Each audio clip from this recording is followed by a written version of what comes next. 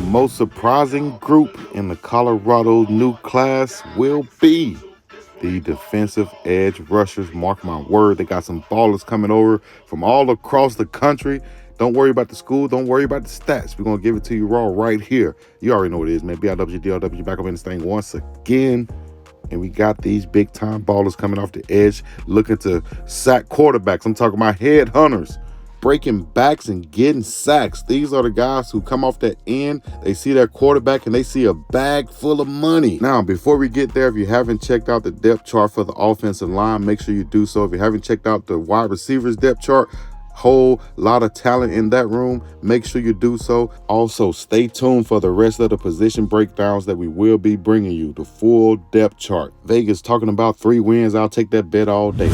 Wow, you already know Big Dawg had to come through with this one, talking about the edge rushers that Colorado has brought over this offseason, which has been a class of studs. And the difference is, I'm not going to go through all the stats or whatever. The difference is this: most teams will be bringing in high school ballers, 4, 3, 5 stars or whatever, and guys might have to develop a year or two. Well, Colorado is taking a route that obviously other coaches don't like, because they see they're getting grown men who have already been through the college ranks one way or another, year, 2 years, 3 years, 4 years. This might be their last year playing. So their bodies have developed. They've seen the game. They know the speed. They know the urgency. They know what they have to do. So these 4 right here, we will spotlight after going through the other ones that they've signed already. And number 1 would be at the top, Jordan Dominic, who was top 3 in sacks in the SEC when he played there in Arkansas. Like I said, I'm not going to get into stats too much, because it's really not about stats. It's about their production, what they are projected, where their trajectory is headed, what they can bring in the offensive or defensive style that Coach Nick Williams, Coach Charles Kelly, and Coach Sal Sincere will be presenting on the field. And these guys right here fit the mold. Savelle Smalls coming over from Washington. You got Kai Mans coming over from Maine. You got Dexter McClendon II coming over from Florida State. Arden Walker from Mizzou. Taj Austin from West Virginia. J.J. Hawkins, which I think is more of a 3, 4, or 5 technique down there on the line.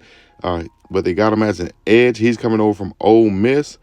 And also then I think that's all. All right, Jordan, Derek, Savelle, Arden Walker, can't forget about him, of course, Taj Austin, J.J. Hawkins, and Khalil Mans. So those are going to be the edge rushers coming off the end. These 4 that we have highlighted right here, I think, are going to be the stars, including, I like the guy from West Virginia, Taj Austin. But these 4 right here, Dominic, McClendon, Mans, and Savelle Smalls, should be leading the team from the outside on tackles for loss, and sacks. My starters right now on the left side, passing downs, I'm putting in Mans. First, second down, I might have in Smalls and J.D. Dominic.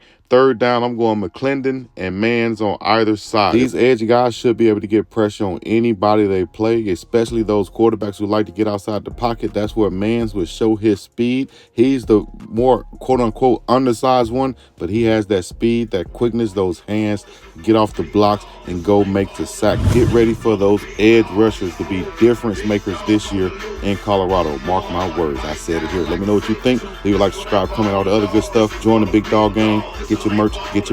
We're about to same piece in the DJ.